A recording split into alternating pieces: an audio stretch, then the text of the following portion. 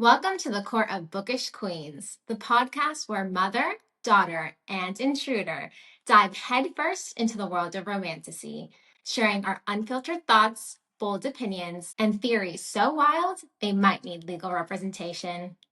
I'm Juliet. I'm the daughter, romantasy addict, and CEO of Falling in Love with Fictional Men. I'm Helen, the mother, trained legal counsel, romantasy lover, and fully here for the drama. And I'm Melissa, the intruder, uninvited, novice into romantasy, but oh, do I have opinions? So, listeners, adjust your crowns and remember, in this court, chaos isn't just welcome, it's the dress code. And with that, court is now in session.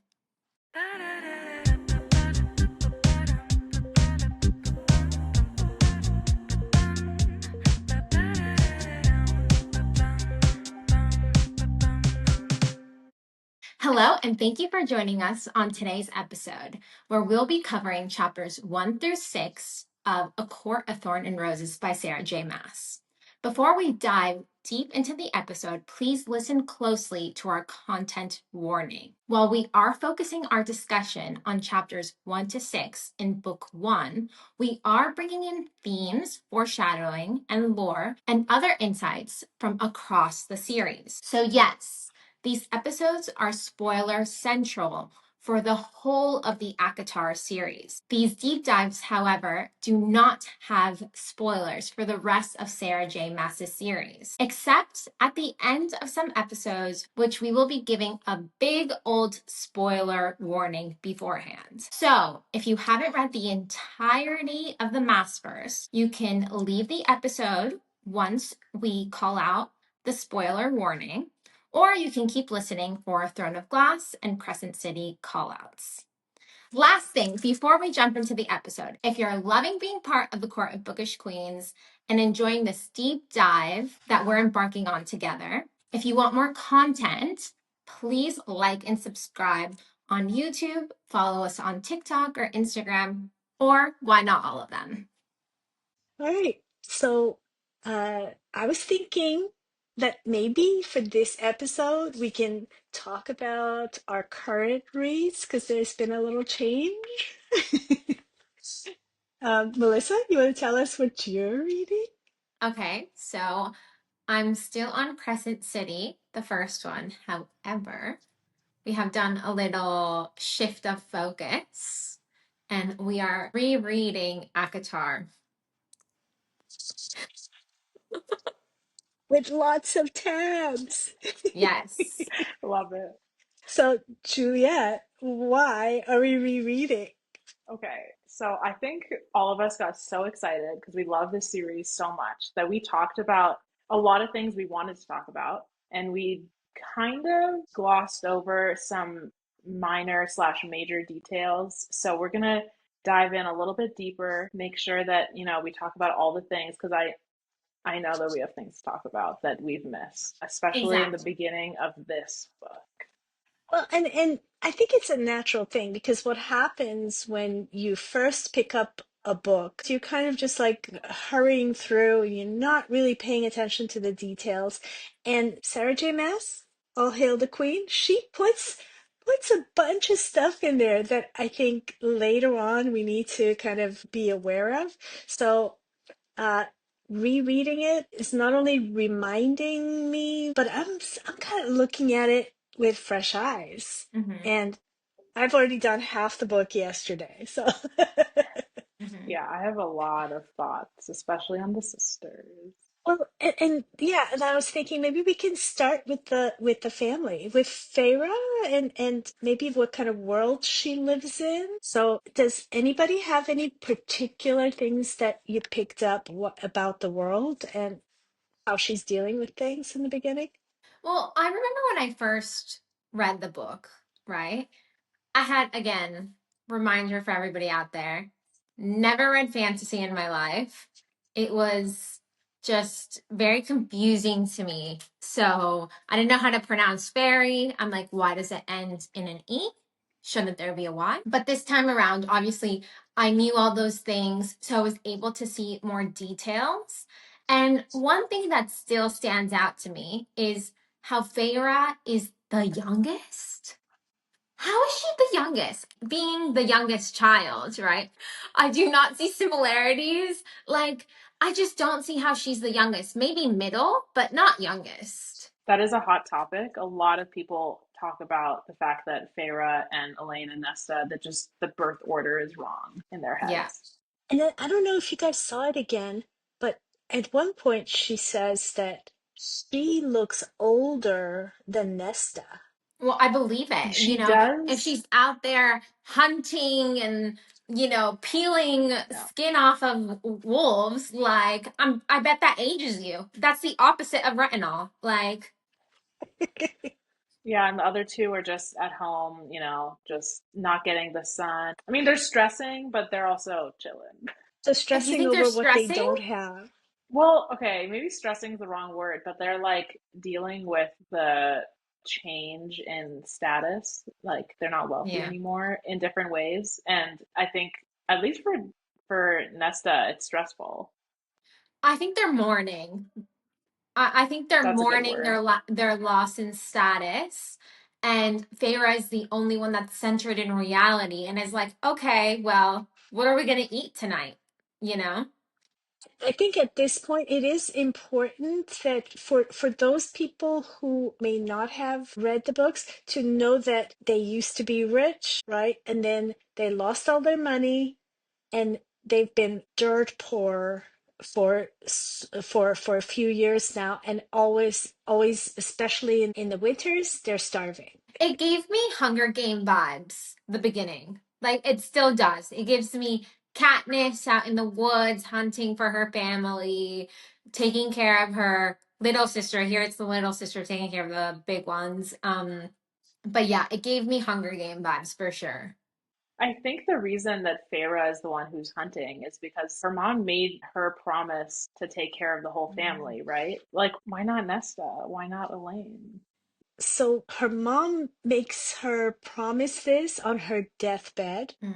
She doesn't do this with the others. She just asks Farah. So this takes us kind of in that route of that she may, I don't know what you call it. Maybe she's an oracle of sorts because she knows what's going to happen, or does she just see Farah as the strongest? You have two options. The mother has already picked Nesta's destiny, so that's canceled, right? And then you have Elaine, who is the delicate flower. So it only leaves Feyre. The youngest, like, I mean, she I don't doesn't know. act like it. She acts like the oldest in every respect. She gives them money. She tells them how much they should spend. She puts Because food of the on res their table. but that's because of the responsibility that her mom kind of put on her, right? And Yeah. I'm thinking like, mom, as a mother, like, do you have anything to say to that? Like, would you actually do that to your youngest if you had three? Yeah, that's really strange. I would never, I wouldn't put that on any of them. I mean, that's No. crazy. Um, eh, but if anything, I would talk to my husband and say, I'm dying, but hey, step up, do stuff. No, that's why I keep thinking that maybe she knew something that Mm, the others didn't. I mean, there is a Mm. there's a theory out there that she was a witch, right? mm. So maybe she knows something that the rest of them don't know. I have no idea. But no, as a mom, I think that is kind of weird. I did not know about this theory that their mom was maybe a witch. I did Yeah, do you not want know to about it expand Oh, on that, Helen? because okay. before you do expand on it, when I think back to other series by SJM, we see the witch's characteristics, and it's kind of the way Feyre described her mom. That's In what exactly the way? the theory. Because She, she's very not very loving. She kind of is a force to deal with, and Mhm. she, she's controlling. She's very, this is Mhm. what you're gonna do. yeah, and I think Um, in literally one of the first three chapters, Feyre described her mom as like someone who was unrelenting. I think she used that word. Okay. That's so So, interesting. And maybe this is the reason that Feyre is the chosen one for this prophecy of Tamlin's. We see this prophecy a bit further ahead, but we know that Feyre plays a pivotal role in this prophecy, and it's always like, why her? Why, of everyone in that town? It wasn't a very big town, but why her? And also, like, why her out of the three sisters? Yeah. Maybe it does have to do with her origin, and we don't know that origin per se right now. Oh, and I have a little question. Is her name mentioned anywhere? I haven't seen her mom's name. I So there's no haven't, name. no, I don't no. remember. Yeah. Do we And know her there father's is name? Or is it just Oh. Daddy Archeron? no. It's just Daddy. Yeah, I don't think we know the last name, but we don't know Okay. the first name. Hmm. Okay. But we know that the mother loved the father, right? So that we're sure of. Yeah. Okay, the theory is that she's one of the 13 reborn. That's from Throne of Glass. Yes, Reborn? but I don't know. Yeah, I don't know. I mean, it's just a theory. Have any feelings about that? Or I wish it was true, but I can see Jules' um, face, and I feel like a lot of emotions are going through her right now. but it could be anything. Or like I don't know. But there's even before that, people talked about their mom having been a witch, and they talk about it in like where Tamlin asks Feyre, "Didn't your mom tell you about the fairylands?" or something like that. Mhm. Again, I don't think that's necessary. I mean, maybe it was just a generic. Don't your mothers warn you, humans? That kind of thing. But Yeah. I guess we'll have to wait and see. My mind is um, like, it would be cool if that was the case. It would be. Yeah. But it also begs the question, how did she get there?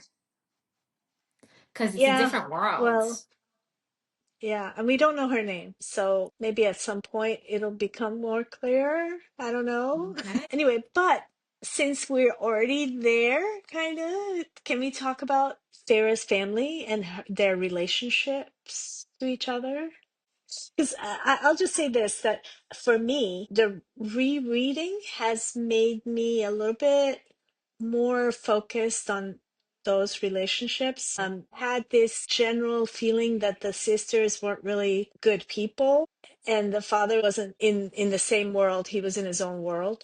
Yeah. But having reread the book now, I have less strong feelings about that, about Mm. how terrible they are. I think they come out terrible, like Nesta especially. Juliet, you have some idea about, because you identify as Nesta, but then so but then wait. So you're telling me that, Mom, when you reread the beginning of ACOTAR, the first book, you didn't have strong feelings about Elain and Nesta? Like you were kind of like, I don't, because I had very strong feelings. What do you mean?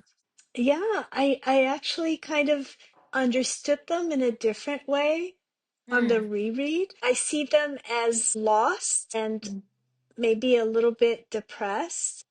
And when you're first starting out, you don't see that because you just see the reactions and the interactions. You don't know their personality as much. So Mhm. I was rougher on them initially.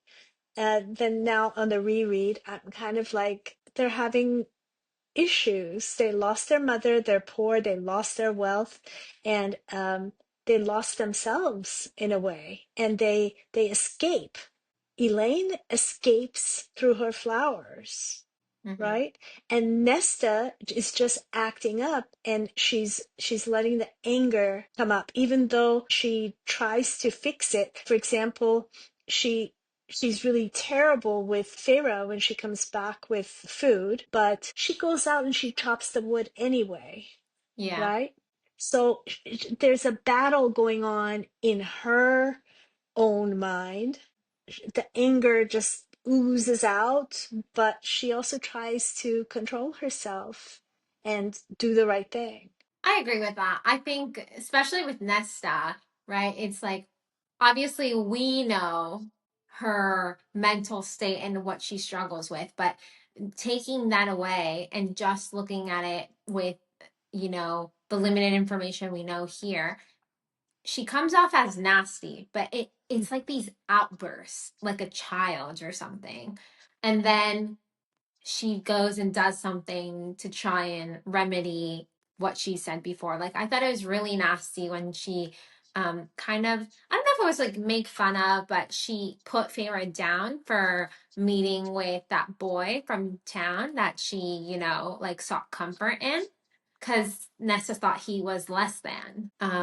Like, how could her sister be with him? So like it's very nasty the way she says it, but then next minute she goes out and chops the wood. Well, she fights about it first. She's like, no, blah, blah, blah. And then, you know, she does. But she is pretty nasty. I mean, I had to kind of, where is it? Page 14, right? Yeah. So it's like, That, oh, she says, you stink like a pig covered in its own filth. Can't you at least try to pretend that you're not an ignorant peasant? and And I'm like, that's literally after Feyre went and hunted for them so they could eat Yeah. for like a week. Yeah. That's what you say? And then I'm also, I know I'm being like so contradictory right now because like I'm like being mad at myself because that's literally me. Like, yeah. I get after, especially on page 14, I get why people don't like her and to this day still don't like her. They can't forgive the way she acted. Yeah. I don't know. I just feel like she values different things. Like, she sees being put together and poised and elegant as, you know, the highest level of herself. So when somebody isn't meeting those standards, Feyre, who's out hunting and doing these things, which are equally as necessary, like probably more so than any of the things Nesta values, but it's not what Nesta values. So she looks down on it, right? And because of her nature, she's outspoken. She's just blunt. Because who actually comes back? Like, if somebody if somebody did stink or something, you don't go, you smell like a pig, right? Anyways, Jules, what are your thoughts? I think we need to hear from the Nesta of the group. Are you liking her in the beginning? No, I was mad at her. I was really mad. I was Mm, like, are you serious? Because I know she's me, but like I wouldn't actually say that. Like I would maybe think it. yeah, yeah. She voices Not the inner thoughts. yeah, but like I'm grateful. She's not grateful. Yeah, That's the bottom line, I think. That's the difference. yeah. Um, but I was I think almost as mad as at Elaine because when Feyre came home with that dough and she was like pulling it, right? It didn't even occur to Elaine that she could help to clean this dough and get it all prepared and stuff. And I know that Nesta, it did occur to her, she just chose not to. But the fact that it doesn't even occur to Elaine that she is capable of helping and it doesn't have to all fall on Feyre, that made me equally as mad, I think.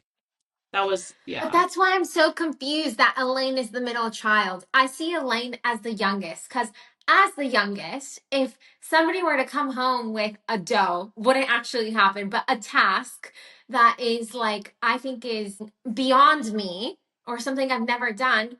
Yeah, as the youngest, I wouldn't be like, oh, let me get in there and help everybody. I'd just be like, oh, like my brothers will figure it out. Yeah. Yeah, that was hard to read. and see, I had this feeling that I didn't like them. I just didn't remember why. But now I see their depression and I see their Yeah. escapism. So I can excuse it. You know what my question is, though, is why I know Feyre's mom told her to protect them, but why does Feyre do it? Like, I see no love there. I see no love between her and Nesta. I see no love between her and Elaine, and not a lot between her and her father. So why does she take this oath so seriously? Oh, she says it. She says it Oh, in the does she? book. She Yeah, does. she says that all you have is your word. Now, this pisses me off, and I'll tell you why. And not to skip forward, but it has to be addressed. This is hypocritical of Feyre, of little Miss Feyre Archeron. Hypocritical. Because what does she do? She gives her word and breaks it multiple times. We'll get into it in other episodes, but I just had to say. Okay, look, you could be right, but let's see if she Could actually be. gave her word. Let's see if she actually specifically gave her word. Because I don't remember her actually doing it, so we'll get there. Okay? Okay. Okay. Fair. We will see. We will get there. We will get there. And Okay. I'll be ready to pounce. But actually, since we're talking about Feyre herself, I don't think I've been rough on her, but I'm less annoyed with her on the rereading. I agree. I agree. I Mm, felt a little bit like bad. I was like, oh no. Like, well, I've called her annoying. We've said she sucks. Like, we've said horrible things about Feyre. And then when I'm rereading, I'm like, oh, like she's putting in the hard yards and all I'm doing is criticizing her. I felt bad.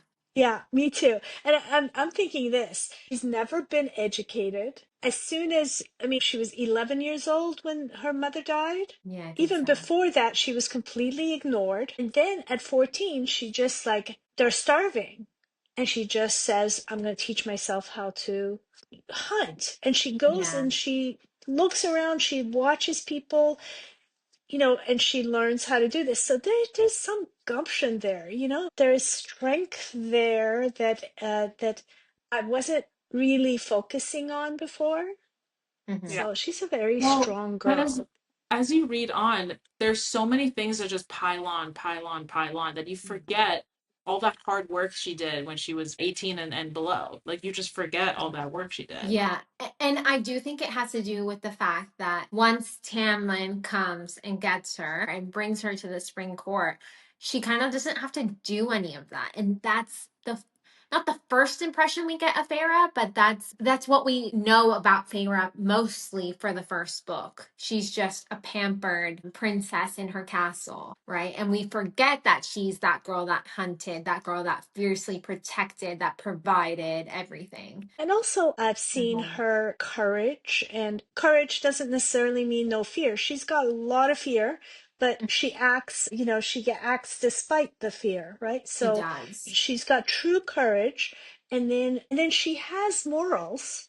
She does have Mhm. morals in the sense that she doesn't want to kill for no reason. Even when she killed the wolf, it was more for protection, like Yeah. she did, and she wanted the food, and the wolf was going to eat her food. So Yeah. it's totally understandable, but she feels bad about it. She has nightmares about it. So Yeah. I do think she has that moral compass somewhere Mhm. inside there. But then we see that transition from pure survival to getting into figuring out who she is. Mhm. When she doesn't have that survival thing anymore, That and she burden. then she has to figure out who she is. And even her relationship with Tamlin, the development Mhm. of that relationship with Tamlin, is her trying to figure herself out. And so Yeah. I'm a little bit less judgmental of her now than I was initially. And I agree with your point on the courage, because I'm at the point where Tamlin comes in his beast form into their cottage, and the whole family is cowering in a corner. And she steps up to this beast and grabs the knives from the table. And I'm like, wow. She, When I yeah, read that part again, I was like, oh, wow. Like, this girl is brave. She was yeah. scared. She was shaking, but she's like, And cut, like, she stepped up to him multiple times. It wasn't just one yeah. step. Go ahead. I know we've kind of mentioned Tamlin, so it feels like we're maybe at the point where Feyre is entering the Supreme Court. But before we get Yeah. there, I just want to mention that on page 15, I didn't realize this when I read it the first time because, well, when I read it the first time, I was actually listening to it. But the dresser is actually mentioned on page 15. So I was reading and I was like, oh shoot, like that was right there.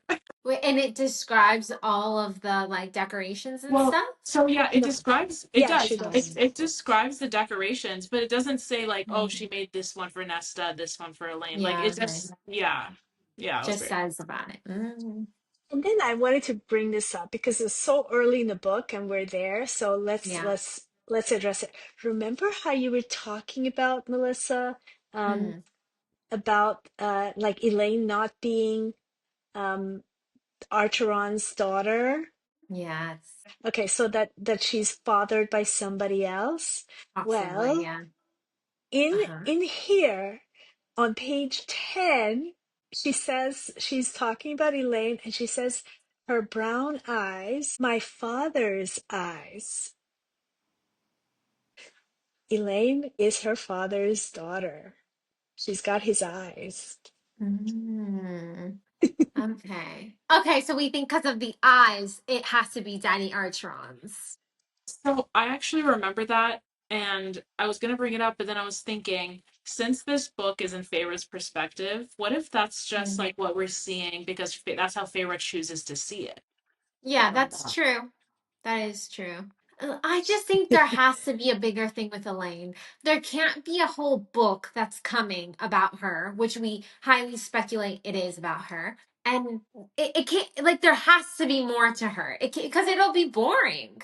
But I believe in SJM. I think she can make it work. But I feel like she's a big character and she's just been laying low and people, She's not a big character. I think she is. I think she is. Like, let's see when it comes out. I think she is a big character. I don't Nah. know. At this point, I think she's a little mouse. So, Yes, let's see. but on Let's see. purpose. I feel like SJM is trying to make us see that. Like, I want you to have this perception of Elaine that she's a little mouse, but she's an oracle. Like, in all the other books in the SJM universe, the oracles are the biggest thing. Like, people go to them to seek advice. Like, I just think I have hope for Elaine. That's actually interesting because Mom, didn't in the beginning of this episode you said something about how people think that the Mama Archeron, was maybe an oracle?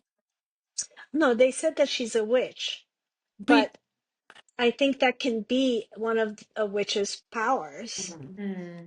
And then, so we've kind of looked at everybody in the family except the father. Any thoughts on the father?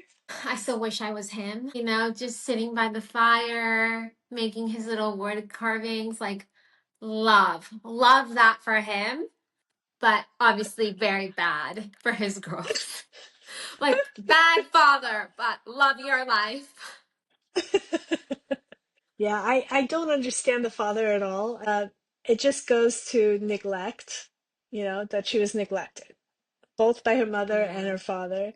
And then he steps up way, way, later. Yeah. But too little, too late, kind of, A little So, bit like of a redemption for him, but yeah, in the beginning he's very not present. It's yeah. sad to see because you see how the girls ended up the way they are, right? And maybe he's also mourning because he's mourning his wife, he's mourning his fortune because they were very rich and they Okay. lost it But all. So but come on though. Mourning I can see for a year or two, but for mhm. I don't know how many years. Come on. Just Yeah, just grow up. his also his knee is bashed in though, right? So he can't even really walk. And not that this yeah. is really somewhat related, but did you guys pick up on the part where Nesta, because she's so angry with him, she will purposefully like not hide his cane, but put it like kind of out of reach? I was like, that is so me. Oh my god. Okay, but back to Juliet. Yeah. back to Yeah. Daddy Archeron. So also they had generational wealth. So it was her grandfather and her great grandfather that had the money and piled up the debt. And it was up to the father to kind of get rid of this debt, which never could. Mm, So, to inherit so much debt and be expected to keep the wealth and the image in town, which his wife wanted. All she wanted was image, right? yeah. It puts him under pressure. So I get his depression. He's definitely depressed. Yeah. We get the depression, we just don't get the timing, I think. It's too long. Like, Yeah. your girls are starving, do something. I Yeah, agree with that. exactly. I, Yeah. I don't know if there are too many guys who will do that. And I mean, to not get up and do something. Yeah, to like shut down instead of being the hero. Don't guys love being the hero? Like, But do we think he shut down more because of the love he lost or because of the money he lost? Probably both. I mean, it's Really? just like he's been hammered. probably, yeah, I think Mm. both. But also, he has to raise 3 kids now, like by himself. But he He doesn't care. he doesn't raise. They do it He, themselves. But yeah, it's like the pressure of doing that. I don't think he feels a single pressure in that, or else he would do something. Like he's just paralyzed. He's not doing anything. You don't think pressure can paralyze you? I do Well, think, but I don't think he's even thinking about the pressure. I think he's just thinking about his loss. I don't know. That's my opinion. and it could also be the pain. He's in pain all the time, so because of his Yeah. knee. So let's wrap up. Any last thoughts, anyone? I'm excited for Tamlin to jump on the page and analyze him with this like wealth of information. It's like I really want to see what people see. I'm gonna be open. I have so much to say about Tamlin. See, And let's just give you a little thing. I love Tamlin. I'm in love. Yes. that's so interesting because I don't have lots to say about Tamlin so far, but I have lots to say about Lucian. So we're gonna tackle those two next time. I hope. I'm Yes. excited. They're my two Yes. favorites. The two favorites on the page. Next pod is gonna be great. Okay. Court is now adjourned. Actually, no. No, it's not. I have more to say. I know we're reading ACOTAR, but I couldn't put Crescent City down. Like, I couldn't do it because I got to the bits. I got to the juicy bit. Well, not even the juicy bits, but I got to my favorite part, whereas the romance is starting to build. Tell us And everything. I am so excited. I have a theory that Hunt might be my favorite. Yeah, I have a theory, and it's still early days. It's still early days. But I just like that. We talked about this a little bit. How Tamlin is not flirty at all. He's a little bit awkward. He's like more than not flirty, right? And then Reese is like extremely flirty with the nose, and it gives me the ick. Like I don't like that, right? And I don't like Tamlin's either. It's like also just so like dumb. But Tell us Hunt everything. is like, you know what I like about it? Hunt is like you can and it's not even I don't even think it's enemies to friends because I'm not an enemies to lovers sort of gal, but I like that they just went into it as like two people and they're discovering that, oh, I kind of like enjoy spending my time with this person. And the other one's like, oh, like I enjoy spending my time with this person too. And they see the attractiveness in each other in that sort of mindset. And I love that. I love, love, love. And I'm at the bit, I'll say, where they're living together now because he's protecting her. And she's discovering that he's just a guy. Like he wants to watch the Sunball game, right? So he does. And he's in his backwards baseball cap with like the hair curling. And she notices, like, she's like, oh, his hair is curling around the cap. And she finds it attractive. And I'm like, yeah, you do. And then at the same time, right? Because this is like, it's not just one perspective. We see Hunt, right? Like kind of being not well, yeah, I guess a little bit protective of her, but like he has her hand on her back, you know, reassuring her that it's gonna be okay at the crime scene. Or when he tucks her hair behind her ear. Oh my God. I was like, it's happening. I like their story. I'm loving it. I'm like, yes, yes, yes. So I had to share that. But you know what? I told you so. Yes, you did. And I'm so happy because you know me, Reese and Feyre, ick. Like Tamlin and Feyre, it's just not going to happen. So it's a lost cause. And then, I mean, I know you have your thoughts on Rowan, but like,